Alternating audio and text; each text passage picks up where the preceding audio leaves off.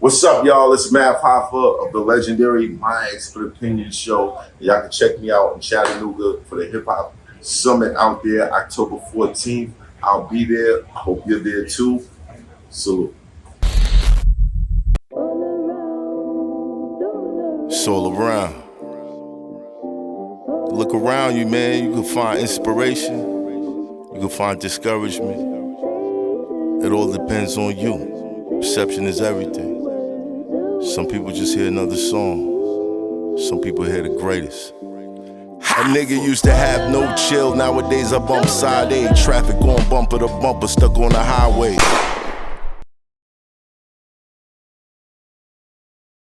So bring us to the inside of that room.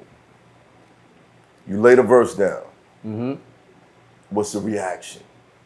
Oh, so I go in, I finish writing, and I go on the booth, and the engineer says he's gonna do a, levels check. So it's like, when I'm gonna come in, obviously, Jaz-O finished. So I do the verse, and I was like, how are the levels, y'all ready? And Timberland and Jay and the engineer, they looking in the thing. Timberland goes, Come out. yeah, It's done. yeah. No ad-libs, no It's nothing. done. Just Nah, I straight ain't going verse. to It's ad-libs done. anyway. Wow. Yeah. That's what makes this shit One classic, take. man. Mm-hmm. One take jazz. One was take it. jazz. That was it. What did you think when Right. you heard that beat, though? Because that beat sonically was ahead of its time. Yeah, I was like, damn. Like, what the f is this? Yeah, it was different. Just Yeah. with the snare and the kick was hitting. Yeah. And it's not very easy to do for some. Not very easy to do because you have to, like, it's so abstract, yet it has to keep you like this. You know what I'm saying? There has to be a groove. That's why I call it a groove, because it's not the hit of a drum or an instrument. It's the space in between. That's why they call it a groove.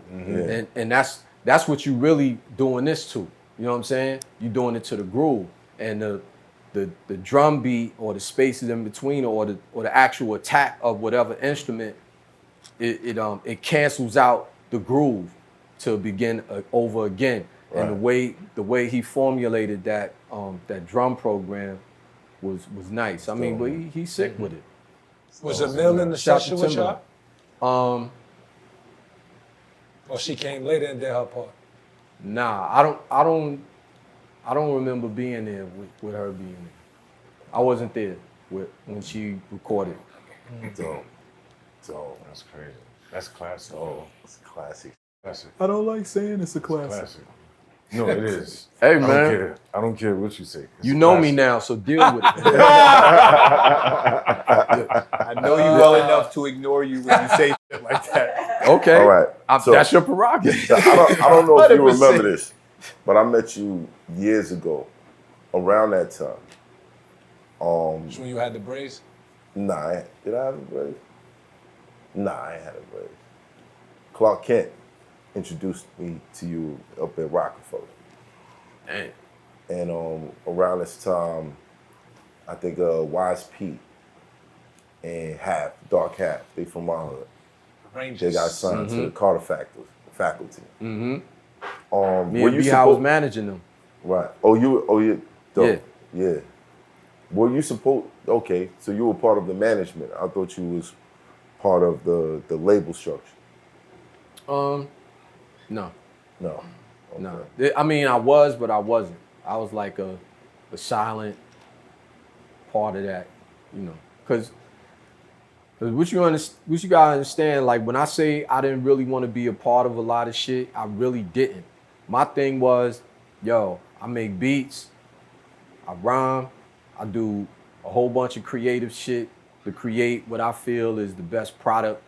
I want money for it. You know what I'm saying?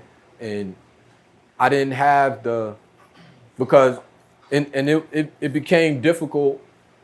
I want to say, I don't know if difficult is the right word, but I gotta say this, like in origin, like I never did it. Like I had like a 10-year plan, you know what I'm saying? I'm gonna be have my own record label and all these other things, because in all honesty, I didn't care. I know that I got a stomach and I gotta eat, and I had kids and the kids gotta eat. So I do what I do. If that don't work, I do other stuff and so on and so forth. Right. But I was never, you know, it was more Carter faculty. We had a management company called Between Friends. And Right. I remember that. yeah, and the Rangers was assigned to us. Right. All right. So after the success of Jigga What, the originators, were there deals on the table? I heard from a couple of A&R execs that they stood back because they were under the impression that that's what was coming next with Rockefeller. You know, Were you looking for him? I actually wasn't. I mean, crazy as it may sound to a lot of people, I just wasn't. You Why know? not? I felt that Rockefeller was formulated to promote, market, and for the success of JAYZ. And there would be no room for me. It wouldn't be intelligent for me to, you know, to be a label mate in that aspect, you know. Why is that? Because I feel like You needed your own house. I didn't need it, but if I was to, even if it was a different label, it would be like, okay, there's so many other people so dissimilar to me that there's my space to, you know, Right. my void that I could fill. But with a JAYZ and a JAYZ as label mates, it's like if you're a group or you two different artists, it could become too similar. That was my thinking. The lanes are too close. Yeah. Okay. I just thought it was too similar. And then me just thinking like being non-confrontational, because I know that knowing what I knew as far as Rockefeller basically for the upliftment career-wise of JAYZ. Did you feel that way about the other artists also? Like the label was just geared towards JAYZ and nobody else mattered. I felt like they mattered as much as JAYZ wanted them to matter. That's just my honest opinion, you know. So I just didn't want to be in a position where I have to make personal decisions on something that I should have paid more attention to business-wise. You know what I'm saying? Were you managing Bleek when he signed to Rockefeller? Yeah. Did you get that impression from that experience?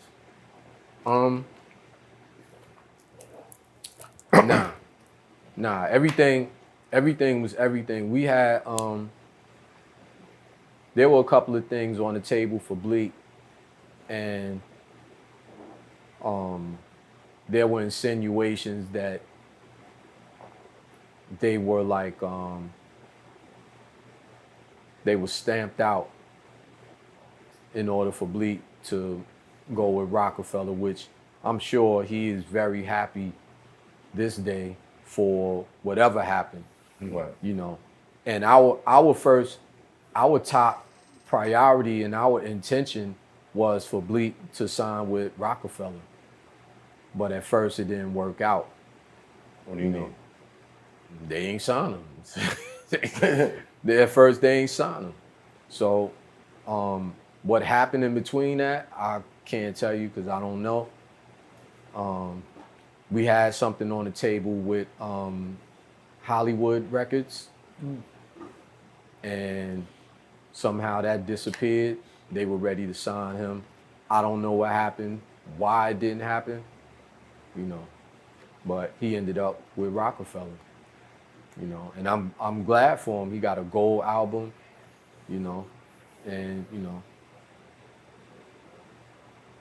end the story. A nigga used to have no chill, nowadays I bump side A. Traffic going bumper to bumper, stuck on the highway. Takes so long to get from Monday to Friday, then you wake up on Sunday like it was just Friday. Crime pays an iron cage, had to find ways. I wasn't trying to slave a 9 to 5 till my dying days. Frank Sinatra, I gotta do it my way.